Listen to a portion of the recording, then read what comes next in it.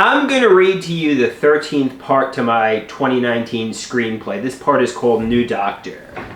Andrew is at home in the hellish home environment, sitting in his prison cell of a room, playing on the computer. Meanwhile, his stepdad is screaming like a lunatic at the dog, Kylie. Go potty! He's at the back door right outside his bedroom. Andrew emailing Dr. Natural from his room. My stepdad is so disrespectful to me. But God forbid I verbalize it, I get yelled at. Fast forward 2 minutes, I'm eating potato chips in the kitchen, and the stepdad practically walks into Andrew to get the dog treats. He didn't even say excuse me. He just treated me, like I wasn't even there.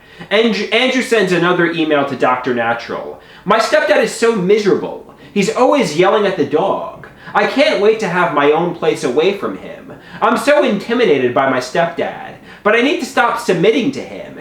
It's so bad for my mental health. I need to assert myself. He doesn't respect me. He didn't care if I died from running years ago. He views me with animosity now. Since getting the new dog, Kylie, I seriously asked God to give my stepdad a heart attack. Not that him dying would solve my problems, but my mental health would certainly improve. He's such a bad person.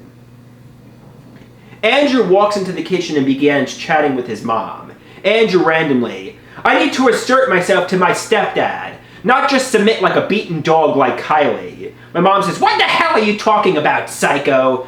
My stepdad intimidates me, and he gets no pleasure from this adorable animal. I've never seen someone be so mean to a cute puppy. My mom says, if you don't like it here, leave. Oh wait, you can't. You have no money. And we give you everything. I say, I've been walking on eggshells for too long, afraid to rock the boat and make a mess, to quote Katy Perry. But when somebody constantly disrespects you and doesn't care if you die, why should you care about them? I need to stop letting him bully me. I need to assert myself. My mom says, we'll call the cops. You're nuts. Dina, your stepdad is a tired old man. The stepdad comes downstairs screaming like a psycho. If you don't like it here, leave. I'm the adult. I take a loaf of bread and throw it at my stepdad. The mom freaking out. Oh my God, Andrew almost injured you. I say, with a loaf of bread? My mom says, call the cops. He says, I will not stand for this.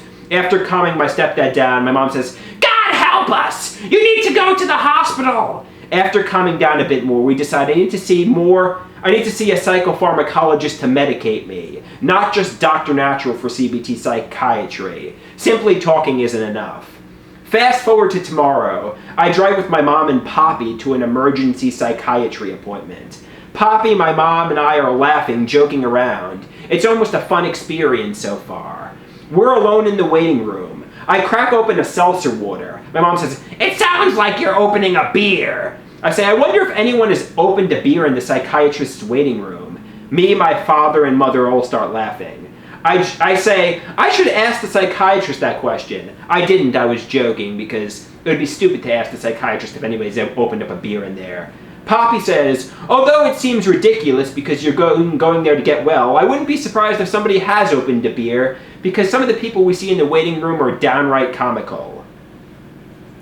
The appointment just ahead of us waited in her car for a moment, but she just re-entered the office. We're no longer alone. The waiting room game is quite interesting. It's like you're talking normally with my parents, then somebody walks in and you have to start behaving professionally and appropriately. There was a waiting room woman who was making me uncomfortable and anxious. We all had these papers. I say to Poppy, wouldn't it be great if they made a pocketbook for men? And the waiting room woman began talking to us, laughing. Ha! What are you talking about? I say, I have all these papers and I don't know what to do with them. I guess they have European satchels, but they're not socially acceptable. The waiting room woman says, you could get a fanny pack. I said, they're only really useful if somebody goes to an amusement park or a water park like Splish Splash. We had a discussion about Splish Splash, storing things in lockers, then she went in for her appointment. Poppy says, that's all you have to do, Andrew. People are people. You just talk to them. Don't be anxious or intimidated. I'm thinking to myself, she was a middle-aged mother. It's not like I was chatting with some attractive young woman. But I see his point. It doesn't matter if it's a middle-aged woman or an attractive young woman or anyone. Just talk. Be yourself. We've been waiting for 45 minutes for the appointment. Now there is an overweight woman chewing her gum loudly and OCD texting people in between making some calls. Many people didn't answer. The unfortunate people who did answer were getting an earful of her dysfunctional life. We were sitting there giving each other looks, hoping she'd sit there silently. Needless to say, she didn't. It was so rude. The psychiatrist is running extremely late. We've been waiting for an hour and a half for the appointment. More patients come in. There was a man who was too anxious to wait in the waiting room. He had to wait outside the building in the parking lot. The doctor knew about this arrangement and got him when his appointment time was. There was another man who brought his therapy dog with him, I guess for depression, although this one was fun. We got to see a cute little doggy.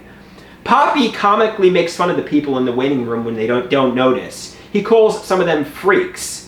Although I laugh, I guess it could be comical that somebody at 31 years old is going to a psychiatry appointment with his mom and dad who were divorced. I was reading some of my internet posts in the waiting room. My dad said something about not throwing stones at glass houses. I'm not sure what he meant. Maybe he meant don't laugh at other people in the waiting room because they could laugh at you. After waiting 3 hours, the doctor comes in to get us. It's appointment time.